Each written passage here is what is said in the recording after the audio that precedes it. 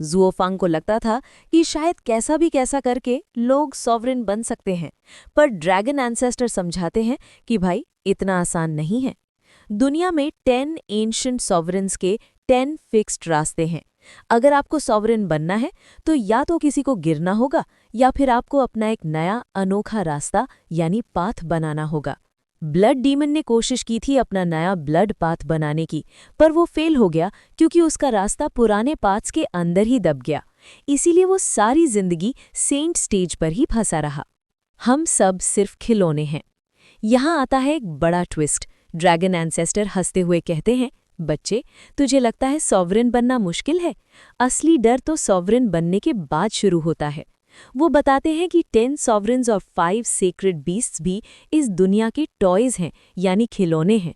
उन्हें हमेशा डर रहता है कि कोई नया कलयुग उन्हें रिप्लेस न कर दे। इसी डर की वजह से दुनिया में बड़ी बड़ी जंग होती हैं, और ज़ुओफांग, तुम्हारा रीइंकार्नेशन भी इसी गंदे खेल का एक हिस्सा है। अब बात आती है सबसे बड़े मास्टरमाइंड की, कुनपेंग की। ड्रैगन एंसेस्टर बताते हैं कि कुनपेंग ने सभी सेक्रेड बीस्ट्स को धोखा दिया। उसने झूठ बोला कि वो सॉवरेन से लड़ने के लिए एक वर्ल्ड क्रशिंग अरे बना रहा है, पर असल में वो सबकी पावर्स चुराकर खुद को सबसे ऊपर पहुंचाना चाहता था। उसी की गलती की वजह से थंडर फीनिक्स जख्मी हुई और उसकी पावर्स यानी पर्पल लाइटनिंग बिखर गई। ज़ुओफांग को तब झटका लगता है जब उसे पता चलता है कि जो प्लान वो सोच रहा था, यानी 5 सेक्रेड बीस्ट्स की पावर्स को कंबाइन करना, वो आइडिया उसका नहीं बल्कि कुनपेंग ने लाखों साल पहले ही सोच लिया था। लेकिन कुनपेंग फेल हो गया क्योंकि बीस्ट्स की पावर्स फ्यूज नहीं हो रही थीं। इसीलिए उसने हेवनली सॉवरेन से हाथ मिलाया, जो उसकी जिंदगी की सबसे बड़ी गलती साबित हुई। दोस्तों, यहाँ दिल थाम लो। हेवनली सॉवरेन कोई मामूली इंसान नहीं था। उसने कुनपेंग को धोखा दिया और थंडर फीनिक्स की पर्पल लाइटनिंग चुरा ली।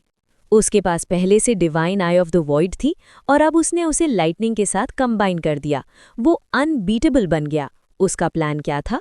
एक ऐसी नई दुनिया बनाना जहां वो अकेला राजा हो और हम सब उसकी आंख के अंदर भेड़ बकरियों की तरह कैद रहें। कोई फ्रीडम नहीं, सिर्फ उसकी गुलामी। जब 10 सॉवरेन्स और सेक्रेड बीस्ट्स को ये पता चला तो उन्होंने हेवनली सॉवरेन के खिलाफ करोड़ों सालों तक जंग लड़ी। मरते मरते हेवनली सॉवरेन ने अपना बदला लिया। उसने एक मॉर्टल डोमेन बनाया और चारों सेक्रेड बीस्ट्स को वहां ट्रैप कर दिया।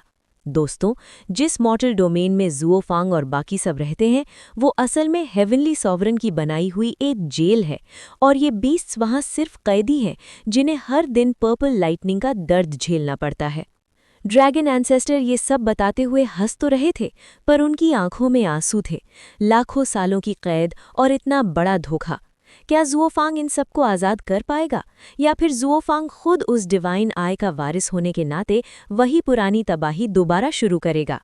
क्या कुनपेंग अब यंग सांजी को नुकसान पहुंचाएगा? जानने के लिए जुड़े रहिए हमारे साथ।